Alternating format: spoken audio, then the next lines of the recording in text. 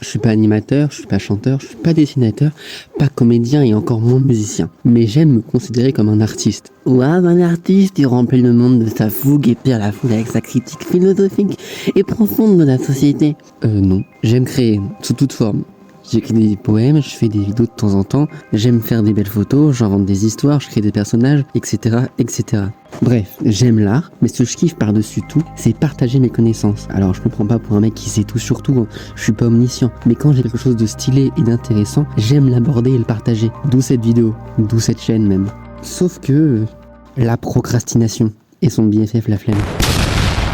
Face à moi, c'est un vrai duel, un combat d'anthologie. Parce que atteindre ses rêves et ses objectifs, quand tu repousses la moindre charge de travail au lendemain, eh bien ça repousse tout le rêve au lendemain. Par exemple, quand j'ai des obligations, je fais tout sauf ce que j'ai à faire, et quand j'ai du temps, eh ben c'est l'inverse, je fais rien. Alors pourquoi ? Bah parce que lui, tout simplement. Et puis j'ai tellement de trucs en tête, des projets, des idées. Oh là là, mais trop de travail.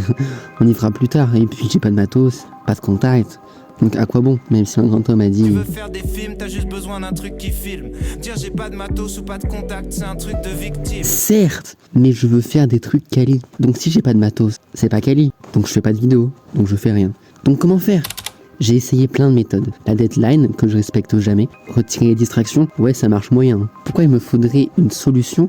Pourquoi j'arrive pas à faire un truc que je veux faire ? Pourtant c'est ce qui me passionne, c'est ce qui me fait vibrer. Alors pourquoi je le fais pas ? C'est vraiment une quête de la motivation, un combat contre la procrastination. C'est un combat interne à soi-même. Et je pense que beaucoup de gens comme moi font face à ça. Avoir des envies et pas se donner les moyens de le faire, c'est quand même vachement frustrant. Seul obstacle, c'est nous. Ça serait si simple si on arrivait à passer au-dessus. C'est pour ça que je pose cette vidéo, pour me motiver à en faire une autre, puis encore une autre, et ainsi de suite, pour devenir une routine. Car une routine, c'est automatique. On n'a jamais la flemme de faire notre routine. C'est inné. Pas besoin de se motiver ou se forcer à le faire. C'est de l'ordre de l'inconscient. Il suffirait d'une petite motivation une fois pour en enchaîner une autre mini-motivation, et encore une autre, et ainsi de suite, pour créer une motivation mécanique et autonome. Il suffit de se lancer une fois. C'est pour ça qu'il faut commencer par quelque chose de simple. Car si le premier effort est complexe, aucune envie de le faire. Pour remplir une piscine, il est plus simple de mettre le tuyau d'arrosage que de remplir avec un seau. C'est une métaphore. Il faut un truc simple et rapide. Car plus tu attends, plus le doute s'installe en toi. Si tu attends avant de sauter du haut du plongeoir, plus tu as le temps de le voir venir et tu l'appréhendes. C'est encore une métaphore. Comme l'a dit un grand homme,